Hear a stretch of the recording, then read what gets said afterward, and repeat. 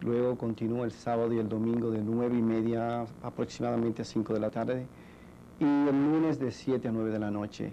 En este taller precisamente se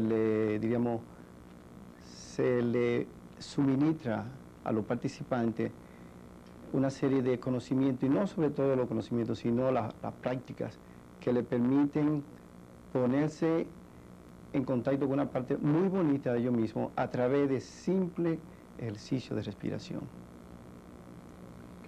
Usted decía ahorita que los seres humanos solamente utilizamos 1% de nuestra capacidad de pensar, pero sucede lo mismo con nuestra capacidad de respirar.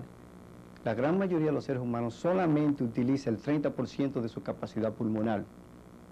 Sin embargo, se ha comprobado científicamente que entre el 80 y el 90% de los tóxicos, no solamente físicos, sino emocionales, son eliminados a través de los pulmones, que es el órgano más grande que tiene el cuerpo humano.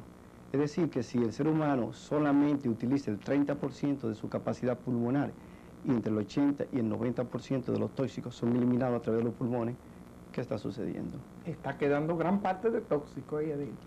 Y hay ejercicios que se enseñan. Precisamente.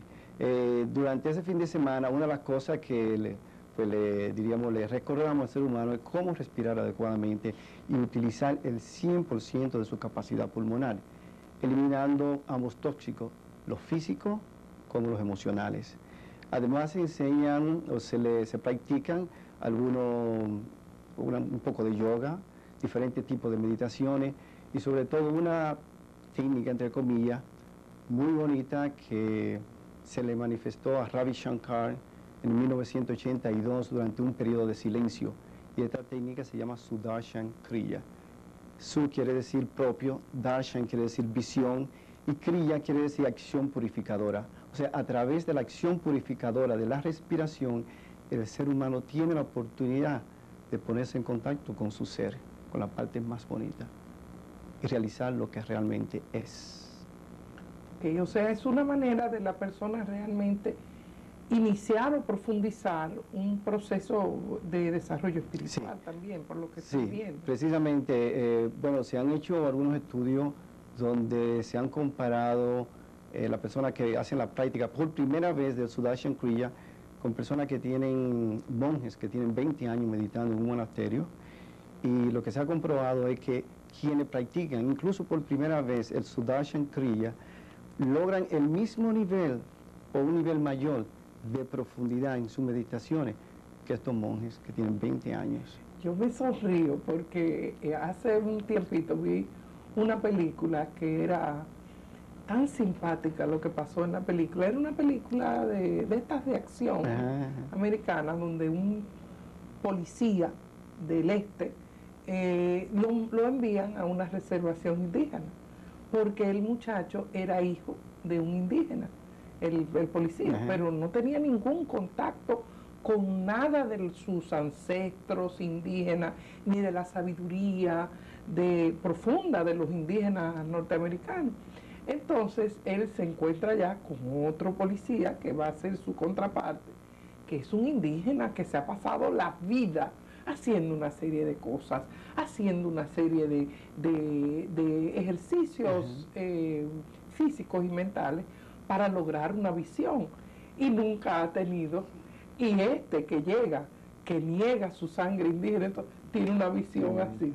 Y el otro, por supuesto, tenía mucha rabia y mucha molestia. Entonces, traigo esta anécdota porque algo que está sucediendo en nuestra época y que es interesante, y me gustaría oír su opinión, es como cosas que a la humanidad le ha tomado años, siglos desarrollar, que se han mantenido un poco en secreto, que se han mantenido un poco como en una élite.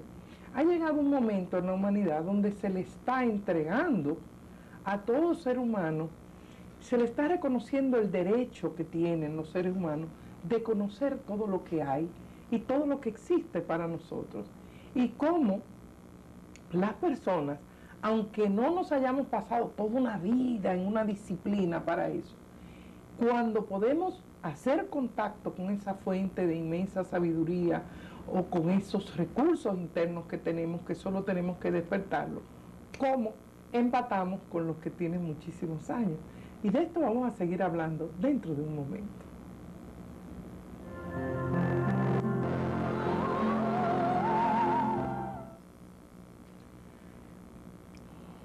Profesor Ferreira, en el segmento anterior, usted habló de cómo a través de un buen uso de nuestra respiración, uno puede aumentar la capacidad de eliminar tóxicos físicos de nuestro cuerpo y emocionales.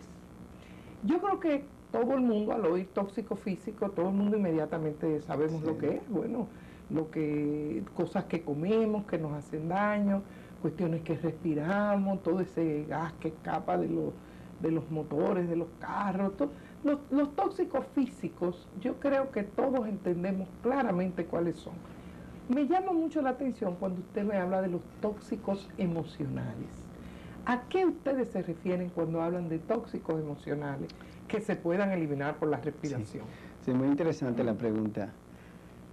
Sucede que los tóxicos emocionales, diríamos, son tan concretos como los tóxicos físicos.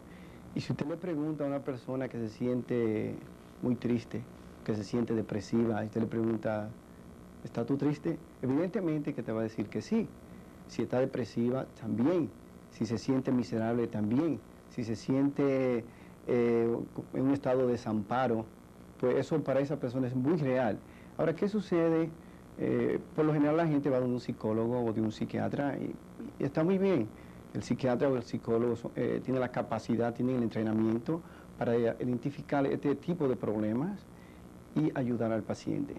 Sin embargo, en muchas ocasiones les es muy difícil llegar a la raíz del problema. Y aquí está, diríamos, el quid del asunto. Si usted observa, en el universo entero existen ritmos. O sea, en la naturaleza usted tiene diferentes tipos de ritmos. Usted tiene, por ejemplo, las estaciones del año, la marea alta, la marea baja. Usted tiene también en el cuerpo humano, tiene estos diferentes patrones. Y usted pues le da hambre en un momento determinado, siente sueño en un momento determinado. Usted se siente en un determinado momento de la semana o del año un poco triste, un poco más alegre. Y estos patrones se repiten. Y si usted observa cuando una persona está enojada, ¿qué sucede con la respiración? La respiración se agita. Pero ¿qué sucede cuando esa persona está contemplando un atardecer? La respiración se hace larga y serena. O cuando se siente enamorado, la respiración es larga y serena. No, cuando la gente se enamora se pone un poquito también, la respiración se le agita. Bueno, algunas veces sí. Pero lo que sucede es que para cada emoción tenemos un patrón de respiración determinado. Y hasta este momento, cada vez que aparece la emoción, aparece un patrón de respiración determinada. Hasta este momento esto es como una calle de una sola vía. Aparece la emoción, aparece el patrón de respiración. Sin embargo, a través de las prácticas que se llevan a cabo en el taller del aliento regenerador, convertimos esa calle en doble vía. Es como quien dice que la mente, las emociones son como un cometa y las